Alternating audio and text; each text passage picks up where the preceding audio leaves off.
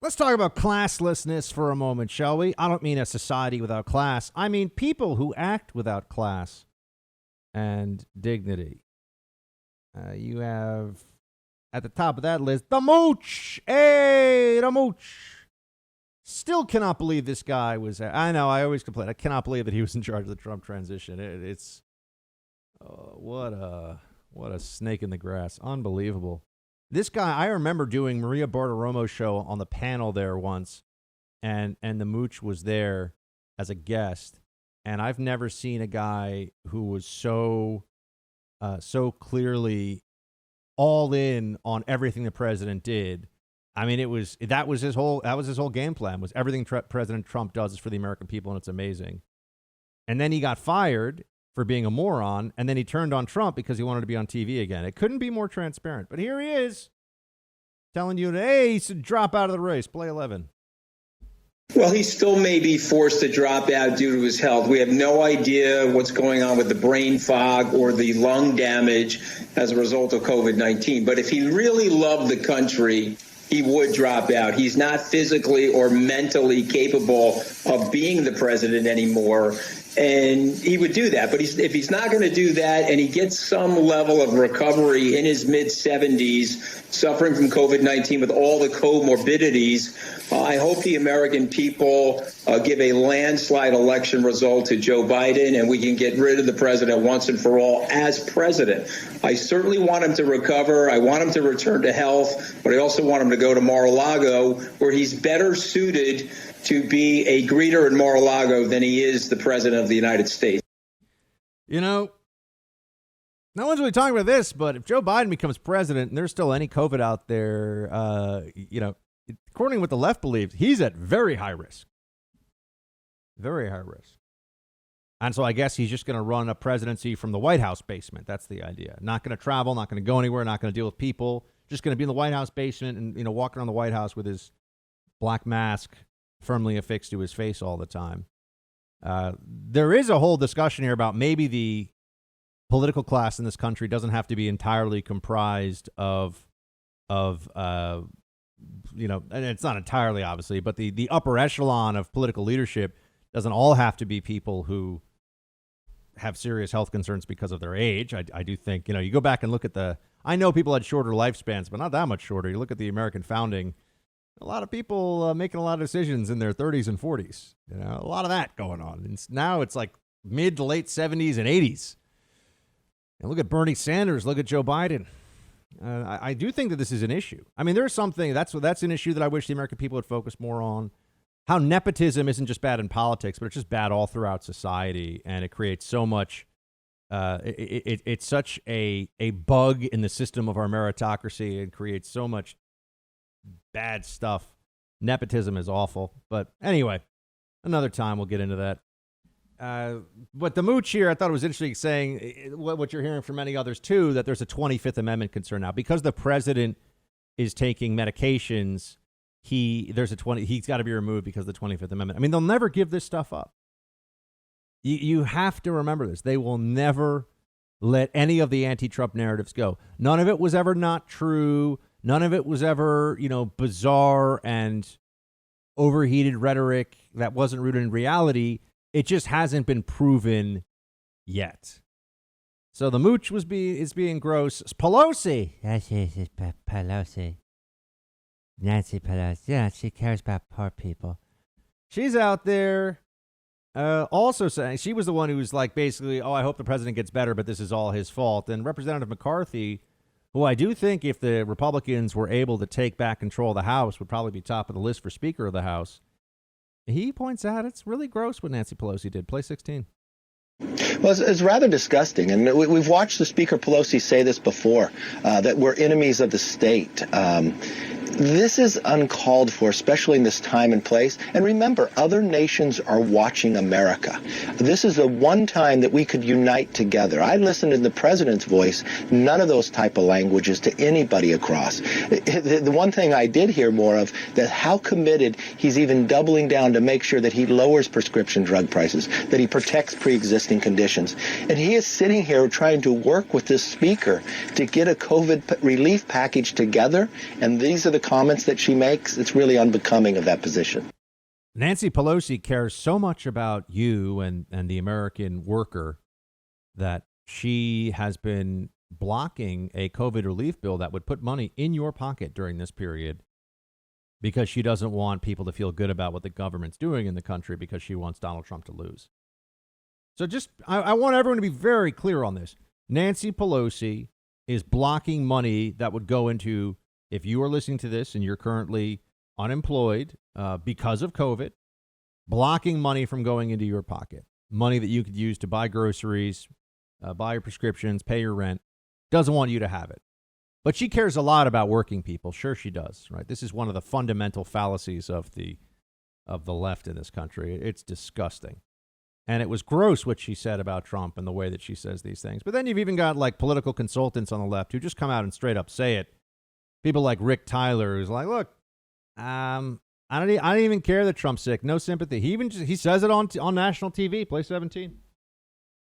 He has contracted a deadly virus. Voters will take that into consideration.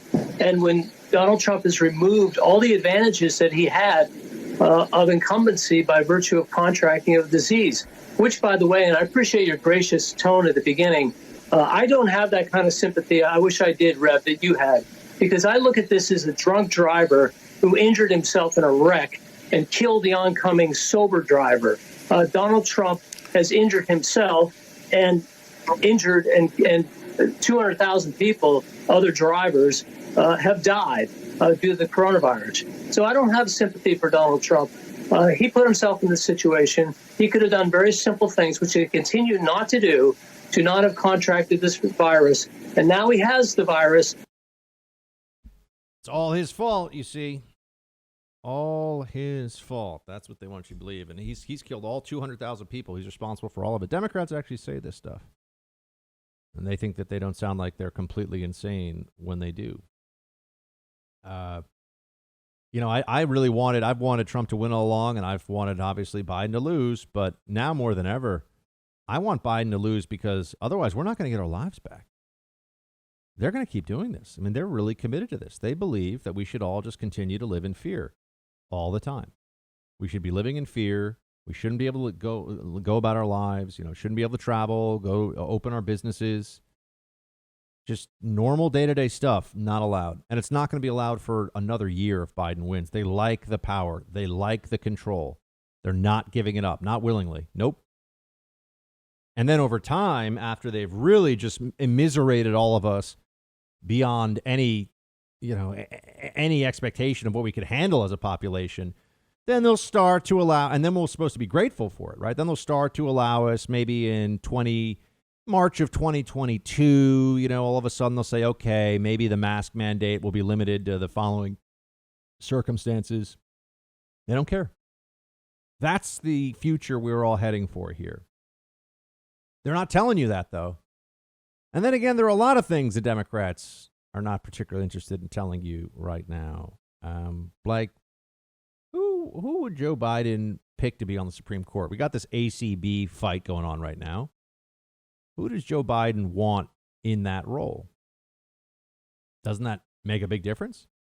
Why hasn't he just come forward and say, hey, guys, it should be Merrick Garland? That would be that would be a non-starter, but I'm just saying he's got no specifics to offer whatsoever. Well, Senator Cotton, I think, understands exactly what's going on here, which is that Biden cannot win the election in a few weeks' time if the American people know what he is really all about and what a Biden presidency will be like.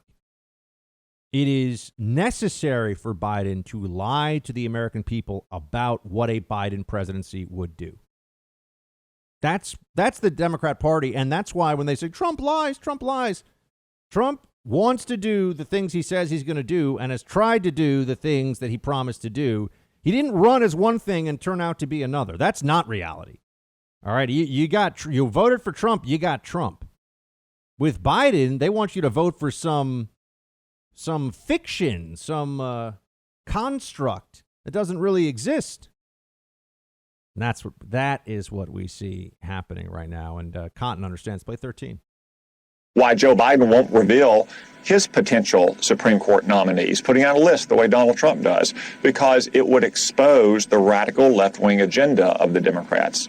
Any judge that Joe Biden nominates would impose his views on the American people, taking critical questions away from them, not protecting their Second Amendment rights, or in many cases, their First Amendment rights. That's what the Democrats want from the courts to achieve by litigation what they can't achieve by legislation. It's true. That is all accurate. That is all, I think, a fair view of what the reality is here. And then there's also something else in the background with all of this. Just things that I want you to keep in mind as we get closer and closer to this election. You got the Supreme Court seat in the mix. You got the COVID lockdowns, the future of the economy, all the things you're already thinking about. But there's something else, too. I have not been particularly, well, let's just be honest. I've said that the Durham probe is probably going to do nothing. It'll tell us what we already know, more detail, and people that are already upset about the obvious coup attempt against the president from inside the federal government will be very upset about it. But beyond that, I have to say there's the issue of just getting some of the information out there from more the intelligence community side, right? The Federalist.com has a piece out. This is from Sean Davis over there. Multiple senior U.S. intelligence officials told the Federalist that CIA Director Gina Haspel has repeatedly lied to the White House about the status of key Russiagate documents and is personally banking on a Trump loss in November to keep the documents hidden. Remember, folks, there's lack of criminal charges, which I think is what we're going to see from the Durham probe, but then there's also just the American people knowing what really happened in a way that the left can't lie about or hide from anymore, at least can't lie about without intelligent people understanding it. Quote, Haspel has repeatedly lied to the president about the status of documents. She will claim she does not know where they are, and then we'll find out she had them the entire time. Slow rolling it, folks. The deep state, slow rolling documents about the Trump coup effort from inside the deep state. Another reason why, if you ever want anything close to justice around that, if you want to know what really happened, it is absolutely essential that Trump win re-election so that there's more time to get this information out, because the bureaucracy is intentionally slow rolling the coup attempt documents. That's what's happening too. Keep that in mind as we go forward.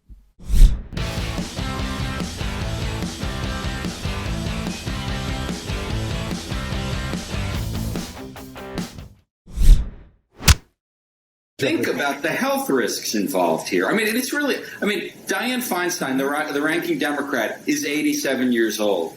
Chuck Grassley, who was on the Judiciary Committee, is also in his mid-80s. There is COVID swirling through the United States Senate, and they are expecting these senators to sit right next to each other, hour after hour, day after day, a week from tomorrow. It's really dangerous and reckless.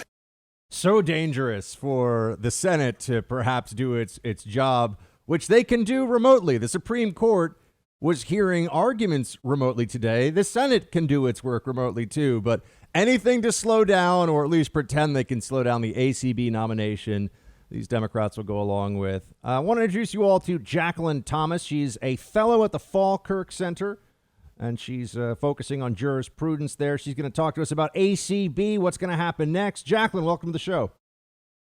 Hi, Buck. Thanks for having me. So what are our expectations right now? We know the president's in the hospital, so there's a whole lot of focus on that. Who would have thought that ACB could be pushed out of the headlines so quickly? But now all of a sudden people are realizing this is going to get done in a matter, supposed to get started at least in a matter of weeks here. What do we know about the process as it stands right now? It's moving forward. Any other last minute hijinks? Of course, we can always expect last minute hijinks or hijacking from the Democrats. Anything that they can do to prevent this first conservative woman from even her nomination hearings on the court. And like they were saying in the clip that you showed, the Democrats are calling it reckless, that this is totally against what they should be doing right now. And of course, they're using COVID as an excuse for this. But if we've seen one thing through this pandemic over the last several months, is that America is resilient. And with resiliency comes creativity. And we have seen just how much we can do online and through technology. So there's no reason that these Democrats cannot have the ACB hearings. Do you have any sense of what you're expecting the anti-ACB arguments to focus on? Now, there's some general ideas that we all have. What do you think is going to be the main line of attack against her from the Democrats as it stands right now? The first thing that comes to mind is her faith. Senator Dianne Feinstein famously in Amy's Seventh Court of Appeals hearings a couple of years back criticized her by saying the dogma lives loudly within you, in which she was referring to Amy's Catholic faith. And the Democrats have this insane fear, number one, that Amy is going to put her faith in objectivity and how she's going to legislate from the bench. That's their first and foremost. And secondly, they're horrified because Amy destroys the liberal feminist narrative that in order to be successful, you can't be feminine, you can't have a family, God forbid, you cannot be married. And that just completely breaks down all their arguments as to why they don't want Amy on the court. Yeah, I wanted to ask about that specifically. You're a young conservative woman. I mean, speaking from that perspective, what would it mean to have someone like ACB on the court? Someone who has 7 children, happily married from all that we know, and has one of the most impressive legal resumes anyone's seen in a long time. It would mean the world to conservative women. Amy is very qualified. Like you said, she has a very impressive resume. And the fact that she has this other side of her that is very feminine. She's a wife, she's a mother, she has adopted children, and she also has this insanely successful legal career. Conservative women have never been represented on the highest court in our land. Of the country, about 50% are women, and 50% of that population are conservative. So for Amy to get on the court would be hugely inspiring and encouraging to this next generation of women and my generation coming up into the legal field. You think she's going to get through? What are your expectations? Sadly, I expect it to be much like the Kavanaugh hearings a couple years back, which was extremely embarrassing for our country, the attacks that went down. And I assume for them to criticize every single thing about her, just like they did about Brett Kavanaugh, search into her past, maybe even attack her looks, because we know that the Democrats are not against that. And then, of course, her faith and her family values, and also her children. In the headlines, we keep seeing how it's racist for a white person to adopt a child of color from another country. God forbid, this is rescuing someone from an unfortunate situation and putting them in a loving family home. So I think that the Democrats will stop at nothing to prevent her from getting on the bench. Yeah, it's amazing that they're even willing to make adoption seem like it's a bad thing, but anything in support of abortion, which the Democrat Party is more worried about that than anything else here with ACB. Jacqueline Thomas of the Falkirk Center, thank you so much for joining us. Come back soon. Thank you.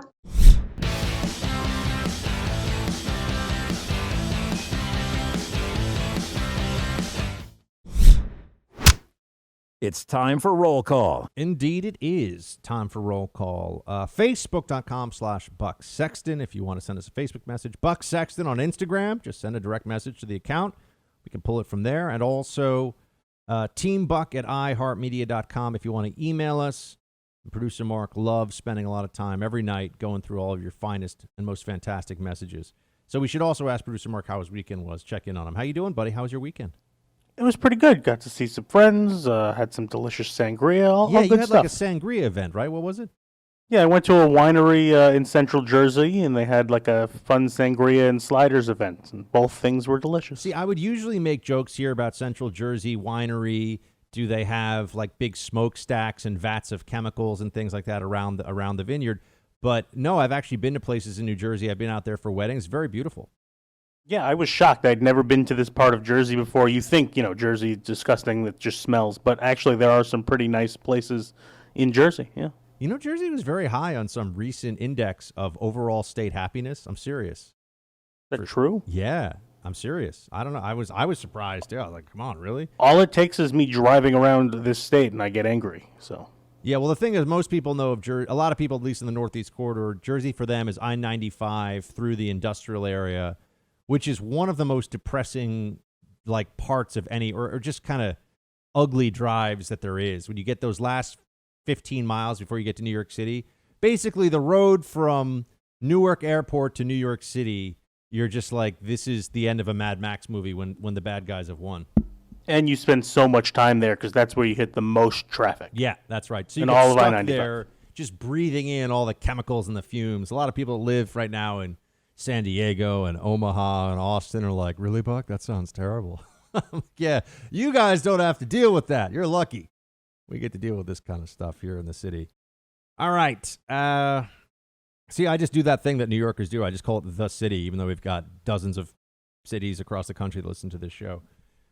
Pablo, kicking us off here. Hey, Buck, Shields High. I want to thank you for your recommendation of Bosch as a series to watch. I watched every season, none disappointed. I heard you on yesterday's show. You're saying you're looking for something else to watch.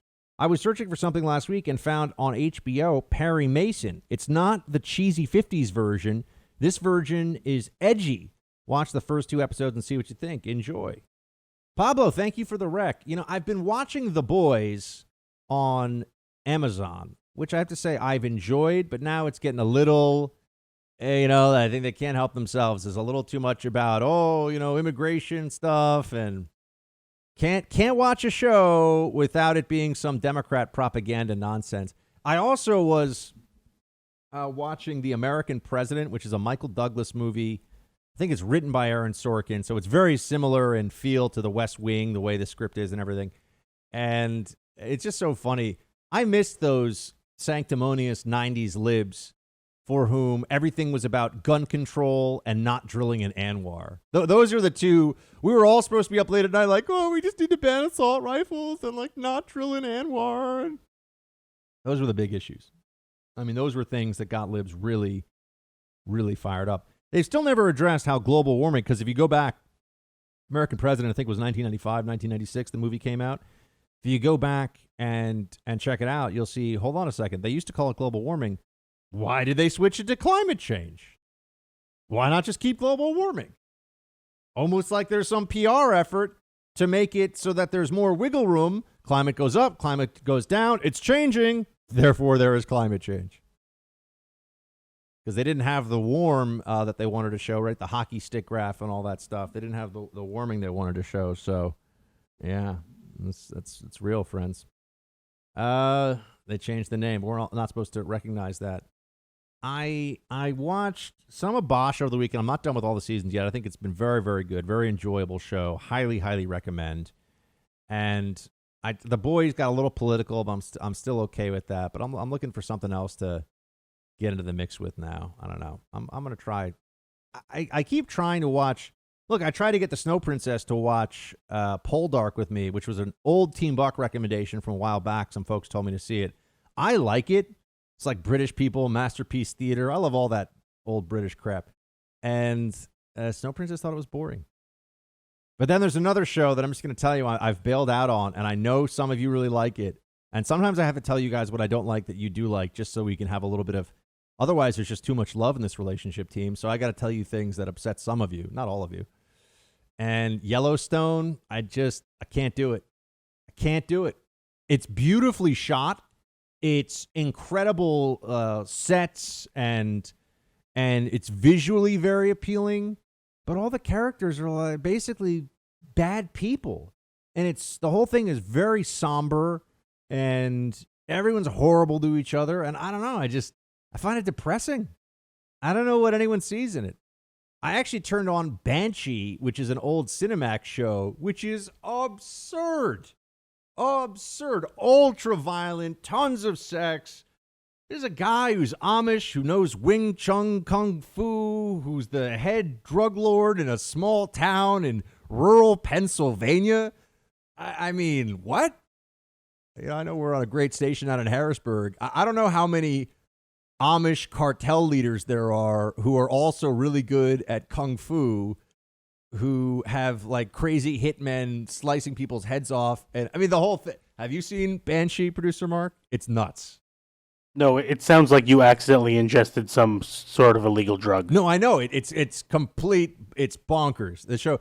But I will say, if you get past the fact that it is completely unrealistic and absurd in every respect, it's kind of entertaining. I mean, I don't know what else to say. It's completely it's like The Rock. Completely implausible, but highly entertaining movie.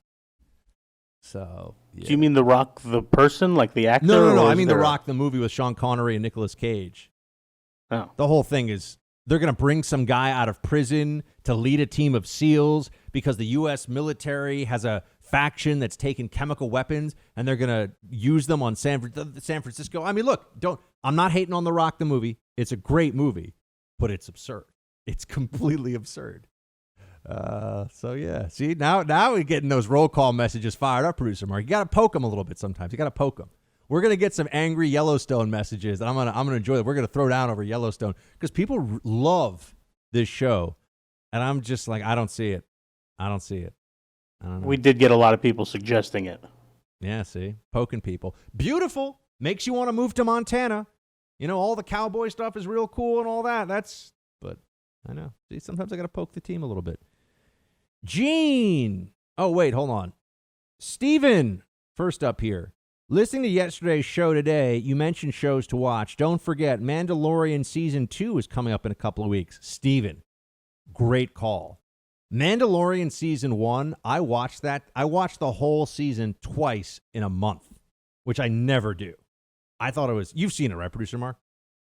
No, we've gone over this. I don't like Star Wars.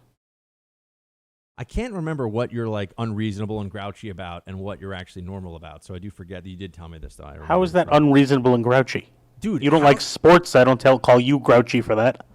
Well, it's the way that I say it. No, look, look. You're allowed to not like Star Wars, but I think The Mandalorian is pretty damn good. So Steven, I am excited about that. Producer Mark doesn't have to like it. It's okay.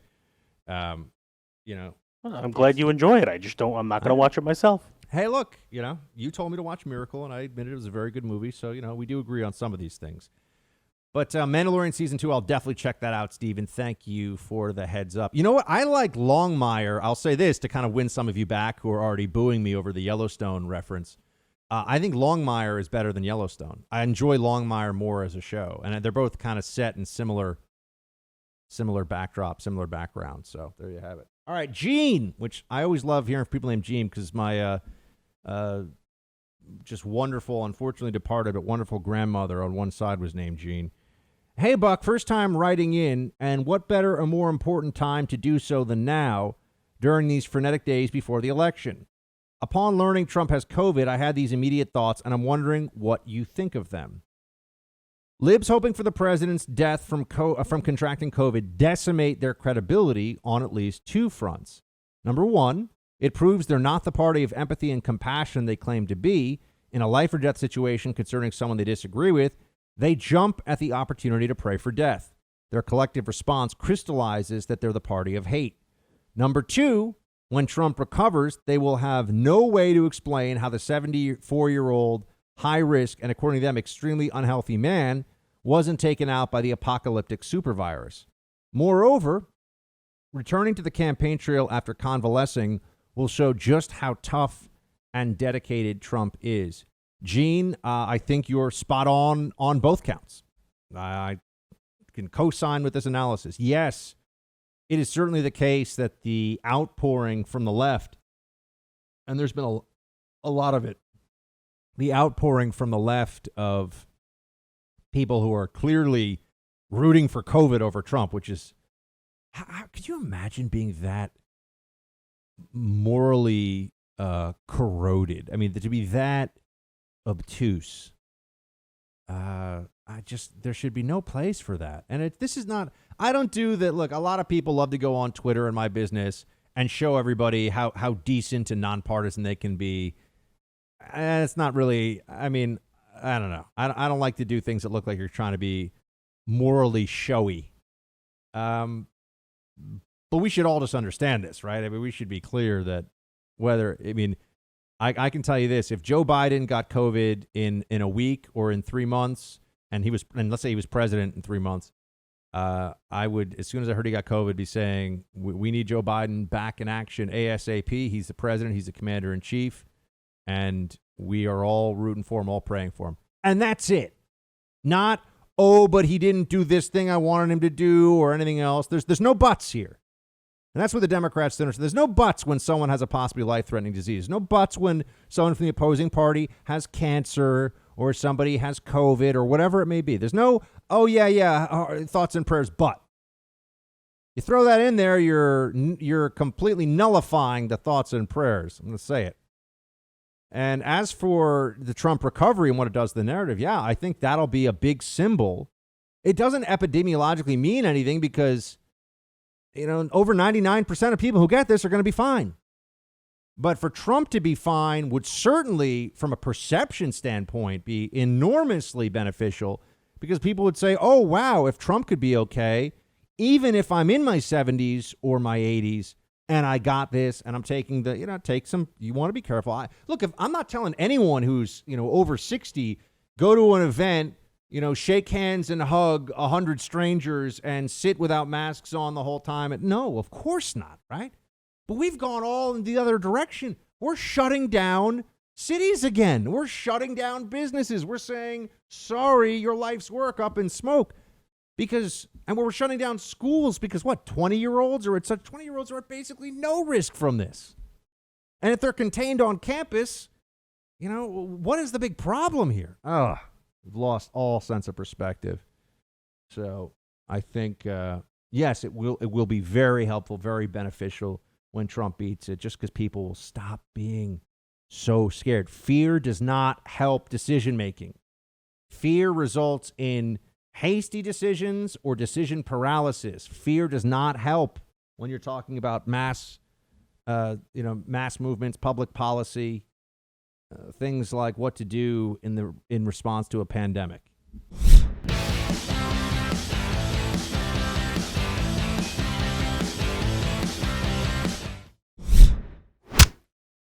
All right, more roll call here. Garrett writes in, heard you mention yesterday if you move to Florida, you'd have to start playing golf. Nothing could be farther from the truth.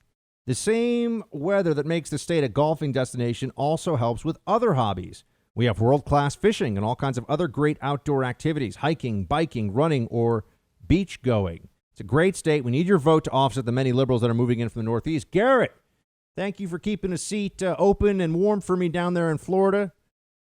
Sounds great, man. At some point, I think that's going to be the move. I've been saying this for a while. It's going to be Florida or Texas for me. That's where I'm going to put down roots. I'm not going to be putting down permanent roots in New York City. At least that's not the plan.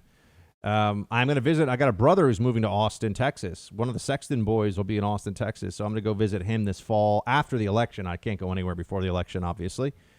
So I'll spend a little time in Austin to go check that out. And hopefully I'll come into contact with some of the KLBJ folks. Might go look. I'm just going to tell everybody I'm going to local barbecue. I'll get on radio. I'll be like, I'm going to find the best barbecue joint in Austin. And anybody from KLBJ land who wants to hang out will drink and eat pig. And it'll be fun. So that's the plan. And my guys can meet my brother, too. And for the ladies, he's actually single. So there's that. Let's see what we got here. Oh, and Garrett, yeah, all that great stuff about Florida. I know that's true. Well, look, Florida's a great state. Great state. Nothing but love for Florida. Kim, Buck, when I first started listening to you after they took another unnamed host off of the 7 p.m. time slot and put you on, never in a million years did I think I would get used to listening to you. But I kept listening to you, and then one day you were saying everything that I was thinking. It's like you were my soulmate, but in radio form. I would tell my husband, come out and listen to Buck. He's really wound up tonight, and ever since I've been a fan. As the old saying goes, never judge a book by its cover. You are the best, Buck. Okay, I'll take it, Kim. Thank you. I know. Yeah, I know. I look like I could be, Michael P. Keaton's brother in Family Ties or something. But don't let that throw you. There's fire in this conservative belly. Fire. And producer Mark gets to hear the salty off-air language, so he knows there's fire. Just saying. Larry, why don't you throw out... Oh, by the way, I meant to say this. Kim, you got to tell us what station you're calling. If you guys can, if you listen on a terrestrial station, we love it if you tell us, just write. You don't have to write it out, I listen on this station. Just put the call letters. That way we give a little shout out on air, too. So, if you're KFMB or KLBJ or WOWO or WGY or WCBM or KEIB, or, I'm just going off the top of my head with all these ones, but, Well, Buck, it was obviously a very smart station that Kim is writing in on, replacing you with the other, a brilliant instead of the other station. riffraff out there. 93.7 Freedom out in Denver. I mean, we got a lot of, I got a lot of great stations that I would love to. Now I want to name all KFAB and Omaha. We got all these stations. We'll be here all night if you're naming every station. We're on 180 stations now, so I can't even begin to name all of them. KNRS out in Salt Lake City. All right, I'm gonna stop. All right, here we go. That's gonna be the show for today, team. Thanks so much for joining. Until next time, shields high.